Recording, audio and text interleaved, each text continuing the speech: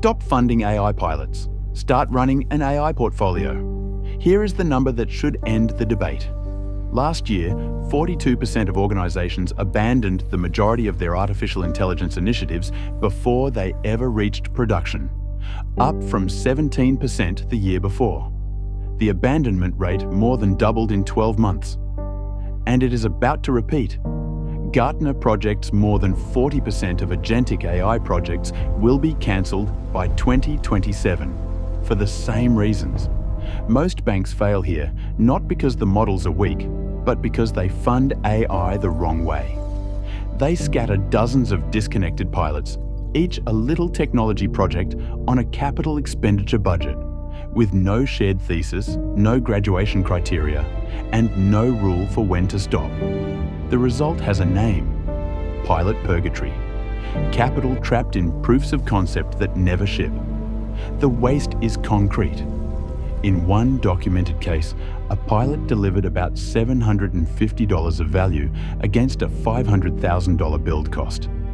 The same tool in production could have returned many times its cost. But nobody bridged the gap, so the money became a total sunk loss. Multiply that across an industry, and the untapped value runs into the trillions. The problem was never too few pilots. It is the absence of portfolio discipline. A bank would never fund a loan book without underwriting and a rule for writing off the bad ones. Yet that is how most banks fund AI.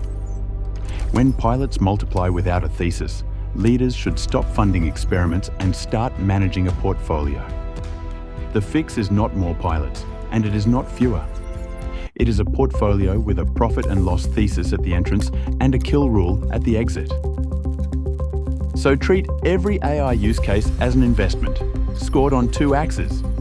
The first axis is value, but only value that reaches the profit and loss statement. Vanity metrics are banned. Hours saved counts for nothing unless it maps to an audited line. Lower cost, an avoided loss, or new revenue.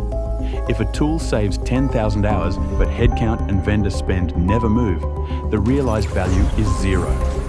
Every use case is anchored to one of the three value zones: cost out, loss avoidance, or revenue. The second axis is feasibility.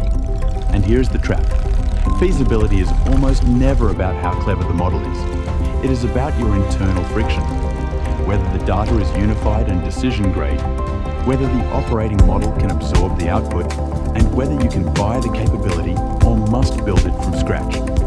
68% of technology chiefs name legacy systems as the top obstacle, with integration delays of 12 to 18 months. That is the real constraint. Cross the two axes and every candidate lands in 4 quadrants.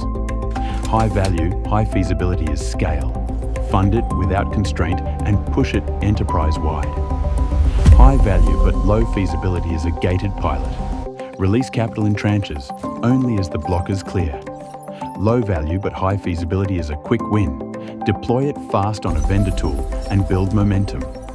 And low value, low feasibility is kill or park. Decommission it before it bleeds more capital. 3 things the simple grid forgets. Payback now runs 2 to 4 years, not the old 7 to 12 months. Some low-value foundations unlock everything later, so do not kill them on profit alone. And heavy regulation is a feasibility penalty all its own. Most banks deploy capital evenly across the grid. The discipline is to move it. Knowing the quadrants is not enough. You need an operating rhythm. The portfolio test, run like private equity stage gating. It starts with the entry ticket, a profit and loss thesis. No use case gets funded without naming the exact line it will move and by how much. That single rule kills most of pilot purgatory at the door. Then every initiative passes 4 gates.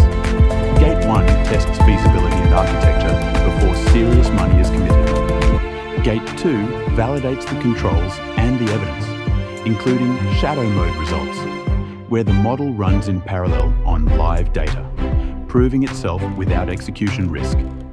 Gate 3 confirms a safe launch.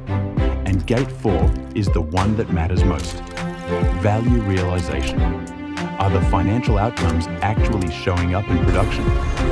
If they are not, the kill rule fires automatically. The decision must be mechanical, because left to humans, it never happens. Sunk cost, diffuse ownership, and a comfortable vanity metric keep dead pilots on life support. Regulators are now forcing the issue. In one market, the central bank wants a literal kill switch built into every automated system. And the portfolio is never static. Reprice it quarterly, the way you reprice credit risk. A use case that was a gated pilot last quarter can become a quick win the moment a vendor ships the capability. When a pilot misses its gate, leaders should kill it without ceremony and recycle the capital into the use cases that are clearing theirs.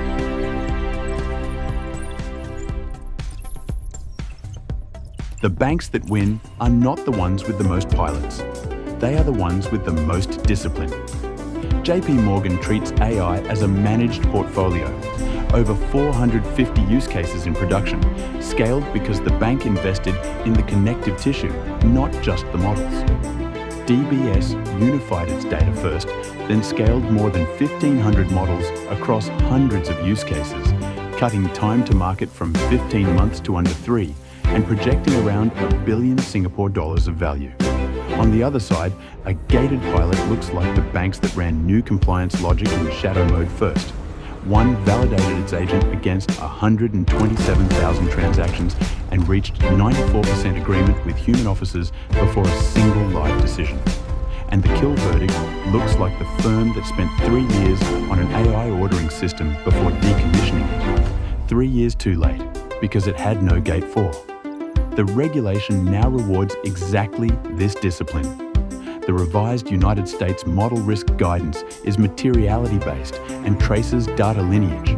So an out-of-scope generative agent that feeds a regulated credit model pollutes the regulated space, and examiners will follow the trail to its origin. Europe classifies credit scoring as high risk, loading it with obligations that lower its feasibility. Vietnam restricts where financial data can travel and demands human oversight and fast incident reporting. Read together, the rules are a portfolio gate. Any use case touching the material, regulated decisions must clear continuous oversight to qualify. And this is where the whole series comes together. The value axis is the boardroom equation and the 3 value zones. The feasibility axis is the operating model multiplier and the build-buy partner choice. And when a use case earns a scale verdict, it deploys through the agent operating model governed by the 4 guardians. The portfolio is the engine that runs all of it. So here is the portfolio test to run on Monday. 4 steps. Demand a profit and loss thesis for every use case. Run the 4 gates. Enforce a mechanical kill rule. Rebalance every quarter. Stop funding pilots. Start managing the portfolio. And the capital you free from the failures will fund the few that change the bank. I am the AI business architect. Design the future. Defend the enterprise. Subscribe now.